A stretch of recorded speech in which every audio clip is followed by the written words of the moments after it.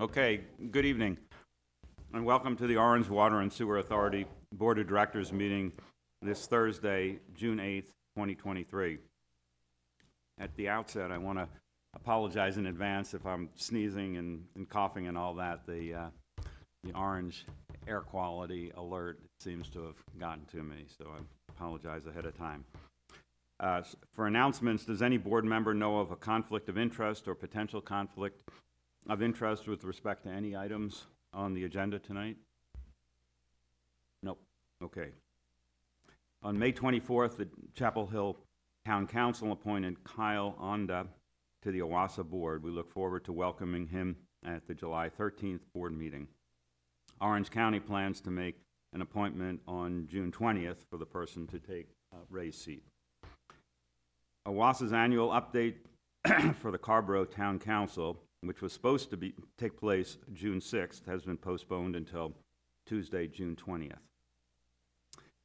Now, Todd Taylor, the Executive Director, will introduce Katie Hall, OWASA's new Public Information Officer. Yeah, it's my pleasure to introduce Katie Hall and to the board and the community as OWASA's new Public Information Officer. Prior to joining OWASA last month, Katie served as the Public Information Officer for the North Carolina Department of Natural and Cultural Resources Division of Parks and Recreation.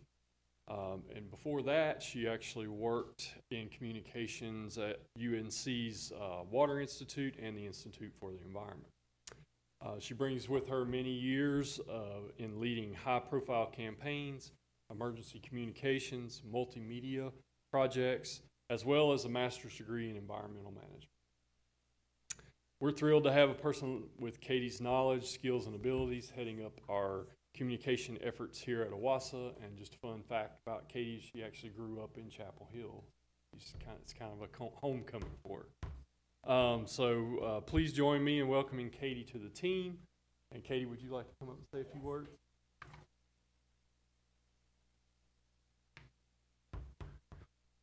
Thank you, Todd, for your kind introduction, and thank you, Chair Bohm and board members, for everything you do for our community. I'm honored to be a new part of the OWASA team. Like Todd said, I was born and raised in Chapel Hill, benefiting from OWASA services every day of the first 18 years of my life, and my education at NC State and Duke were in physical and natural sciences and then environmental management. And through my career as a state employee up until the end of May, I've leaned into the importance of effective communication in public service, and I consider it a privilege and, like Todd said, a bit of a homecoming to continue to do so here at OWASA. In my first year with OWASA, I'll focus on listening to our world-class staff, and I'll identify where we're thriving in communications and outreach and where we have some room to grow, and I'm really thrilled to be here. So I look forward to getting to know all of you, and thank you so much for your time.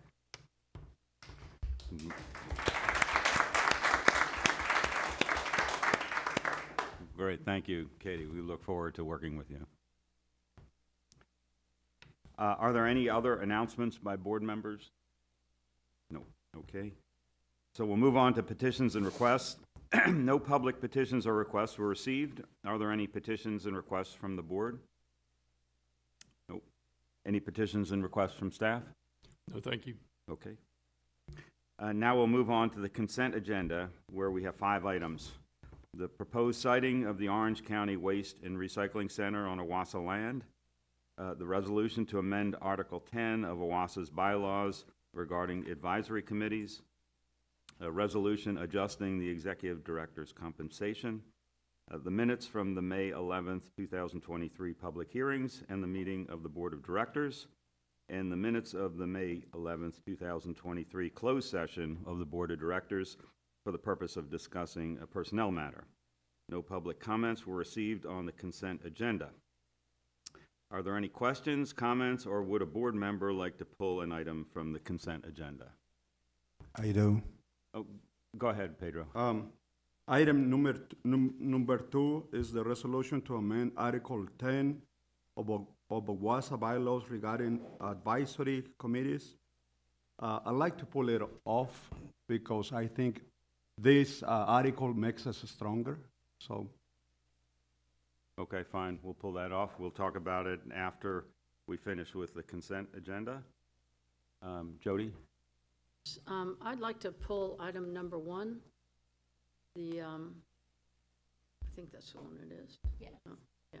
It's the one of placing the recycling center, the county's recycling center on OWASA land. I have a couple questions about that. Okay, fine. Any other questions, comments? Fine. So let's vote on the remaining 3 items in the consent agenda. Let's see, may I have a motion and a second to approve the consent agenda for items 3, 4, and 5? So moved. Okay, Ray moves, and a second. Pedro?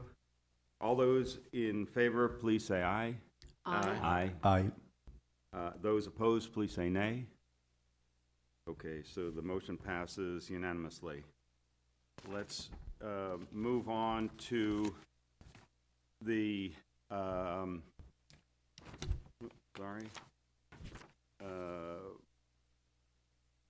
item number 2, which Pedro brought up, the resolution to amend Article 10 of the OWASA bylaws regarding the advisory committees. Do you have some specific comments that you want to make about this, Yes. Pedro? Yes, Okay, I think by having committees, we get the experience from other people inside of WASA, which it will make us more aware and more, better equipped to serve our community, our employees and company. okay. The committees, to be sure, the committees are made up of board members, not employees. None of the committees is made out of employees. No, a committee will often ask employees of OWASA to do an analysis or comment on something or bring some information in, but the committees themselves are just board members, Okay, okay? go ahead. And any other, go ahead, Elmira. I guess I'd like to comment on that as well. And that is because as a newer member, when there are no committees, we don't know what's going on. Last year when committees were appointed, I don't know about other new members that joined when I did, but we weren't included on any of the ad hoc committees, so we didn't know what was happening until we got to the meeting, which puts us at a disadvantage when it comes to understanding the background that goes into issues that's presented before us. So it's a matter of being informed, and most of the discussions around the issue takes place in committees, and the people that have been around longer understand what those issues are. Okay. So that would be the reason, is supporting what he's saying about have the being committees. included in the information Okay. sharing. The last year, we didn't have any committees established, and for the previous, I'm thinking, 2 or 3 years, we also didn't have committees established. And the MO that developed over the last few years has been that the entire board deals with all the issues. And that is a reason why the notion came up to not have standing committees, but just to create ad hoc committees if an issue comes up where it makes sense for a smaller group of folks to work on it. Is there any other background, Bob or Todd? I add? want to add more on this. I'm Go ahead. sorry. That's fine. I think when you change that article, it gives too much power to the president of the board. And Okay. it's nice as we are right now, but we don't know time will come, and thank God we have a good team right now. Okay. But I think having committees, it will help us balance the power. Okay. That's another thing that I saw when you change that, the way that that it was phrased, it gives so much power to the president, which you already have, or the person invested as president has enough power already to do changes or suggest things. So, but I think it's a balance of powers. Okay. So that's another reason that I thought it would be necessary to have committees. Okay. Jody? I think it would be helpful to explain one thing about the committees, Pedro. Uh-huh. The committees don't decide to meet. They don't Right. choose their agenda. The board assigns a committee some topic and requests that they meet. So committees don't go off on their own and I see. and make decisions and discuss topics. They're requested by the entire board to do so. And it used to be the Natural Resources and whatever committee had a lot of very specific technical issues to look at, and there were a series of meetings, and then they summarized their findings for the board. And I think it was after that the board really thought that it was more effective to have the entire board discuss these issues than to have a select separate- few. Yeah. Okay. Well, it makes sense too. Yeah. The only thing I'd add to what Jody said, and I agree with what Jody said, but typically, when committees did meet in my 6 years, most of the board members attended anyway. So it was more of an educational process. But then again, it did reduce some discussion at the board meeting because a committee can't vote officially and Right. has really no Right. power. But that is not necessary because we can all discuss things at the board meeting as we did in those particular committee meetings that we had that I'm referring to. So I don't know if it's, I was finance committee chair once, and one of my duties was interviewing the auditor candidates for the auditing contract. But that can be appointed as needed. It doesn't have to Right. be appointed, and doesn't have to be a standing committee. Well, my fear was like if there was no questioning to other people, then it could be channelized as to a few people to direct all the operations. And I think that would weaken the organization. But I don't know, if we can discuss it all together, it would make sense. But if we could put it in a way that it can be written like that, I think it would be good. I would agree. I would agree with that, but that specifically says that anything that is going to be changed or done would be discussed plenty with all the boards, with all the members of the board. And instead of just getting like appeal from information, full of information, but lacking most of the essence. Okay. I don't know if I'm making myself clear. Not exactly. You want to take a crack? Todd? So I think part of this is also actually moot right now because, I mean, I think these boards were kind of a vestige of when we were meeting twice a month. Uh-huh. And the packets were, there's a lot more information. So I think there's really been this balancing act over the last couple of years Okay. over the frequency of meetings, the detail we're getting, so on and Okay. so forth. So I get the sense that we're now kind of dealing with all of the issues together. So I don't even know if we need committees anymore. I mean, we haven't had them for almost the entire time I've been on the board. So it just kind of seems like, well, if we haven't had them in years, what's the point? So if we need them, we bring them back, which is what this says.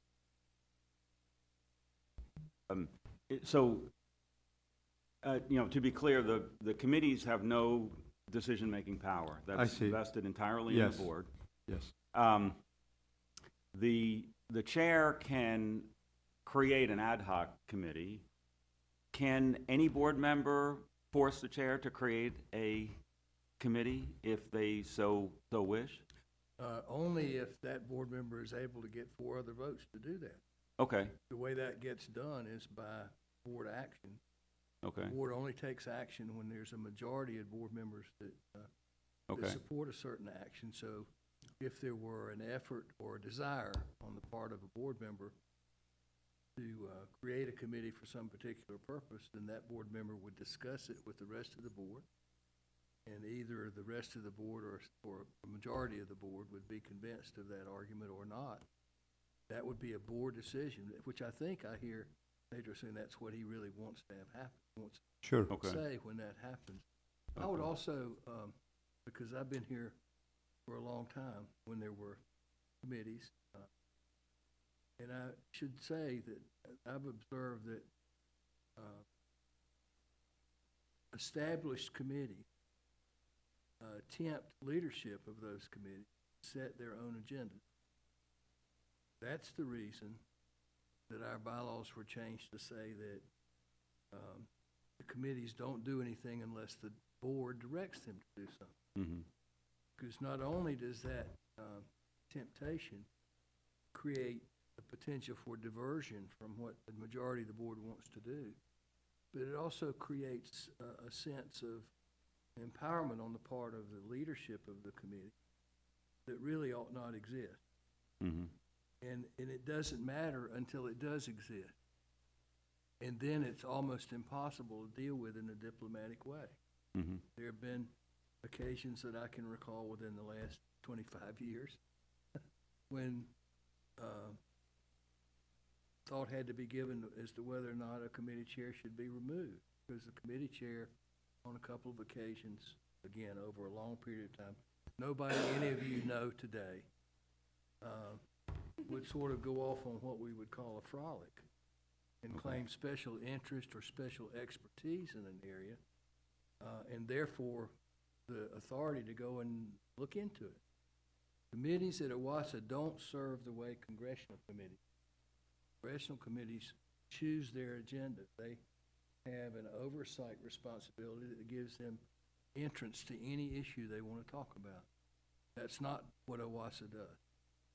So what we tried to do with the language here was to say if the board feels that it needs a committee to study something, that the board may create that committee, or the chair does have extraordinary authority in this regard, because the chair can create an ad hoc committee.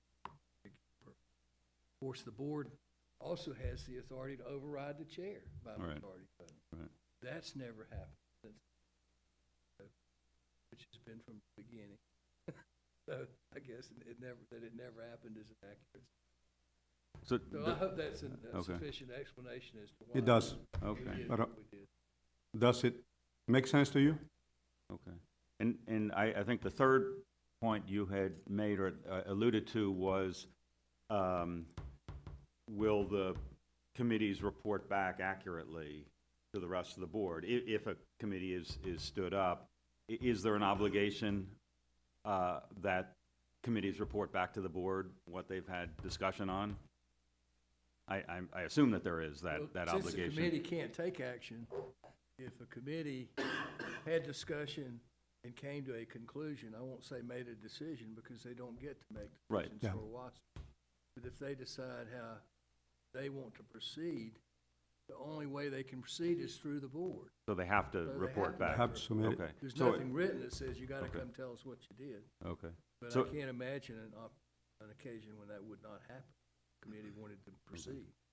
So are you comfortable, Pedro? I'm with- comfortable. Okay. I just thought that it be including employees from OWASA, which Okay. it would make, to me, it would make a lot of sense to hear from them too. So maybe in the future, if we want to discuss something, or if we have questions, I think it would be wise to have some insight. Right. Well, I would encourage, thank you for that. I would encourage you and all the board members, if they have a question or concern that involves information that an employee has, to send it in to Todd before the board meeting, say, hey, Right. here's an issue I've got, I want to talk about it. And Todd can bring that person along to the next board meeting and we can talk. Sounds good? Okay. Okay, good. Yep. So we have that one. The item that Jody pulled which is the proposed siting of the Orange County Waste and Recycling Center on OWASA land. Let's deal with that one now. I thought, So, excuse me, point of order. Don't we need to vote on that first before we? oh, I was gonna put the two of them together, I but think we ought to vote on them Okay. separately, yeah. that's fine. Let's vote on that. Can I get a motion and a second to approve the consent agenda item number 2, resolution to amend Article 10 of the OWASA bylaws regarding the advisory committees? So moved. Motion from Todd, second Second. from Ray. All those in favor, please say aye. Aye. Aye. Aye. Aye. And those opposed, please say nay. Okay, so that one passes unanimously. Thank you.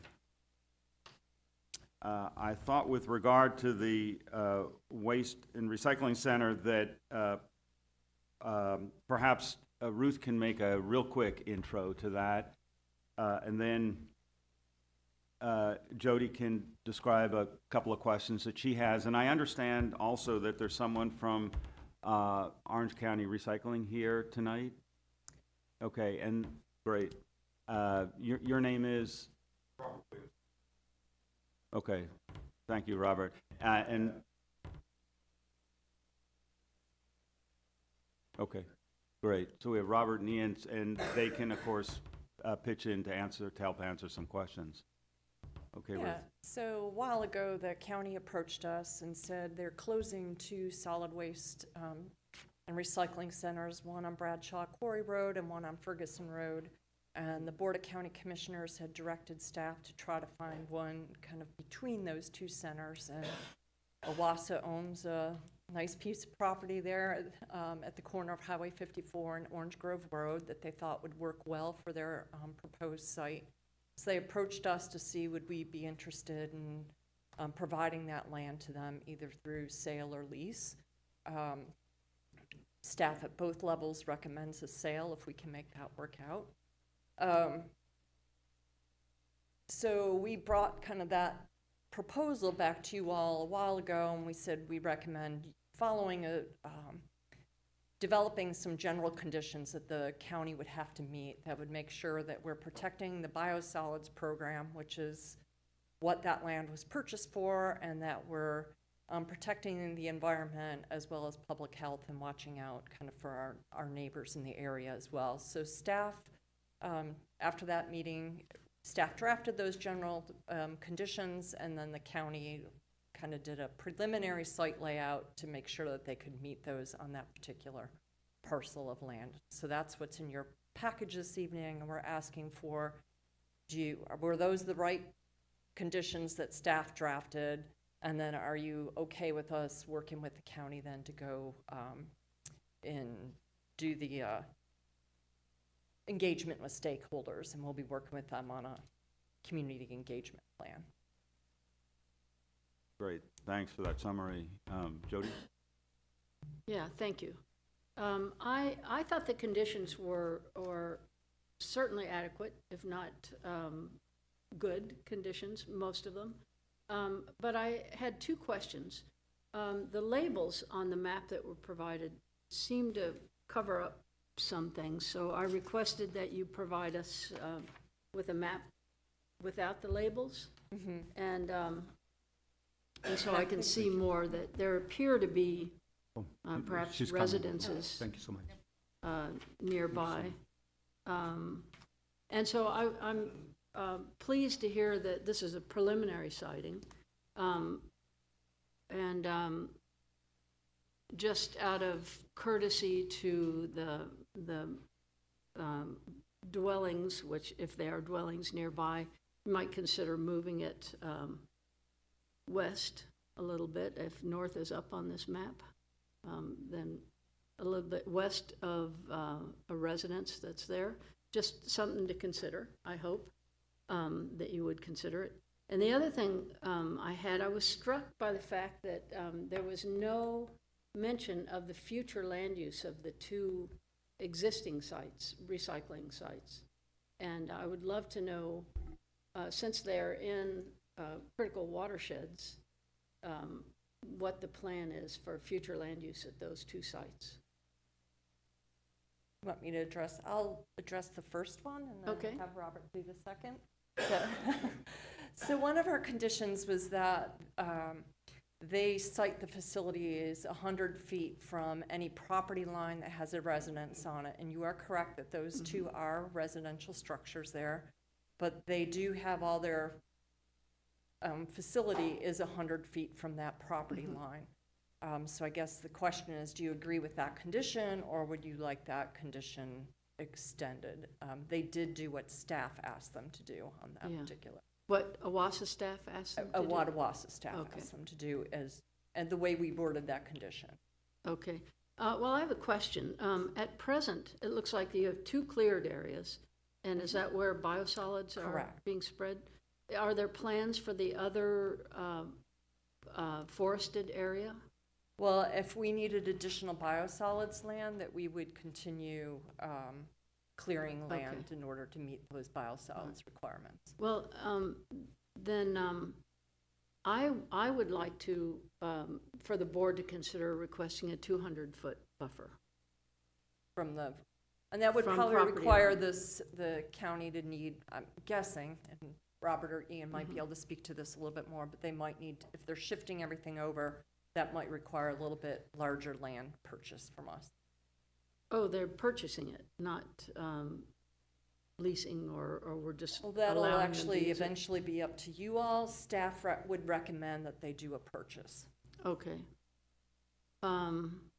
Well, the only boundary that I see as troublesome in my view is the eastern boundary.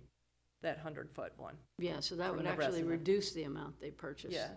if And I they- think they are planning on putting, some fencing and some other visual structures there. well, so. and they also mentioned evergreen Yeah. trees, but I just out of courtesy to this To that homeowner, neighbor. yeah, I would request a 200-foot buffer on the eastern boundary, unless you evaluate it and say it's there's a good reason not to do that. Show the board this, from that burgundy line to there, it's 100. Correct. Okay. Yeah, that's on there. It's There's a in the figure packet. that's attached to the condition. Yeah, I have this And in this map. You have it already? Yeah, I think Yeah. so, yeah. I just, I note that there's in the southeastern corner of the proposed facility, there is some sort of dwelling, very modest looking, and along the eastern border of the recycling center, there, it looks like a series of bins, and if that's something that, I've been to a number of these recycling centers, they have metal, scrap metal and things like that. If that's where that's occurring, it's loud there. So that's my concern, is that it would be very disturbing to that one house. Okay. I have a question.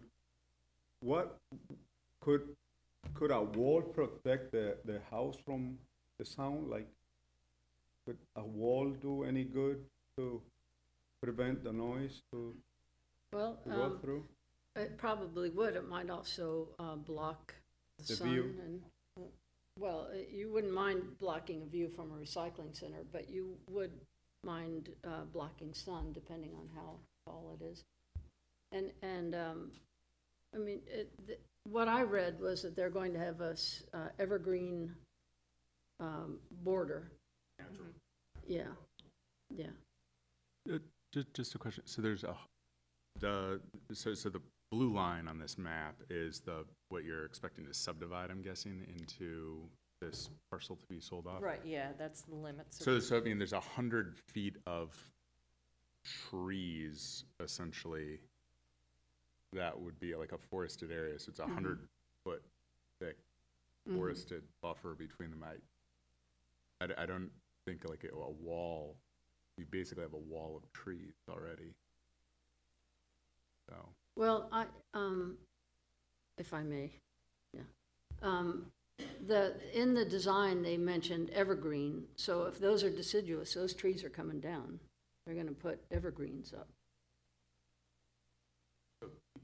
Won't touch an outer border, and when you say put around the facility where the fencing is, if you recommend, or if it shows that we can put something different up, then that's what we'll plant.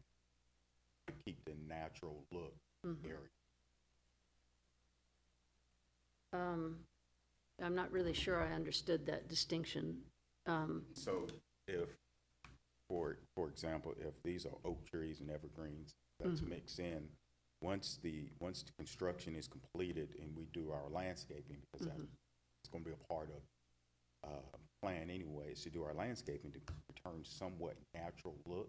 So whatever is out there, evergreens, oak trees, or what have you, then that's what we would plant. But Yeah. it'll be closer to facilities property, and it will include that 100-foot buffer from property that we've Yeah. identified. Yeah. Well, I feel like I'm being a little bit of a Robin Hood here. It looks like a very modest house to the right, and I don't see a real problem with shifting it over another 100 feet so that they have a